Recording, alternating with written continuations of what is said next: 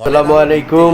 দেশ ও দেশের বাইরে এই মুহূর্তে যারা আমার ভিডিওটা ক্লিক করেছেন তাদের উদ্দেশ্যে বলছি, এই যে বাংলাদেশের মধ্যে মনে করেন একই দাসের ছবি, অ্যাকশন মুভি, এই অ্যাকশন মুভিগুলো এখন বাংলাদেশের জনগণ খায় না। হ্যাঁ, আবার খায় এই মেশিন গান, স্ট্যান্ড গান, কাটার রাইফেল, শাটার গান, এগুলি নিয়ে ছবি করলে বাংলাদেশের জনগণ সবসময় একই ক্যাটাগরির ছবি দেখতে চায় না। বাট এবার যে ছবিটা হয়েছে এটাকে বলা হয় স্যাড রোমান্টিক একটা ছবি।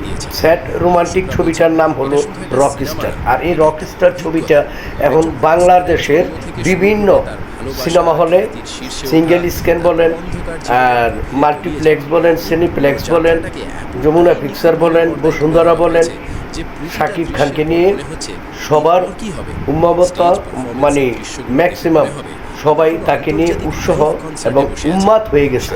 হ্যাঁ, এইভাবেই কিন্তু সিনেমা হলগুলো আমি চাই প্রতি বছর এমন হয়ে থাকুক, নিয়মিত মাসের পর মাস।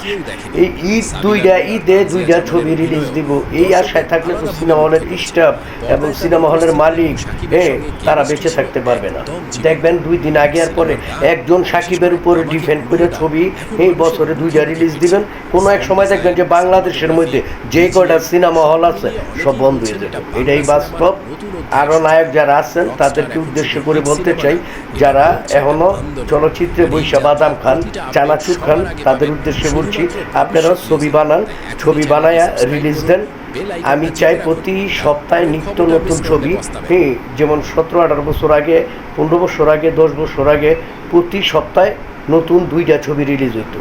এখন একটা ছবি রিলিজ হয় বছরে 2টা। তো এইভাবে তো ভাই হল বাছায় রাখা সম্ভব না। এখন রকস্টার যেমন মানে যেই পজিশনে আছে, দর্শকের যেই চাহিদাটা আছে, এইটার পাশাপাশি আরেকটা নতুন ছবি ছেড়ে দেন শাকিব খানের, দেখবেন যে আছে না হলগুলো টিকায় রাখা সম্ভব। যদি ভিডিও ভালো লাগে লাইক কমেন্ট করবেন, ভিডিওটা একটু শেয়ার করে দিবেন। আর বিশেষ করে আমি সবাইকে অনুরোধ করব, আপনারা সিনেমা হলে যান, বিনোদনের সাথে থাকেন। ঈদ মানে বিনোদন, আর বিনোদন মানে ঈদ। সবাই ভালো থাকুন, সুস্থ থাকুন, রকস্টারের সাথে যোগাযোগ করে আসুন সিনেমা হলে।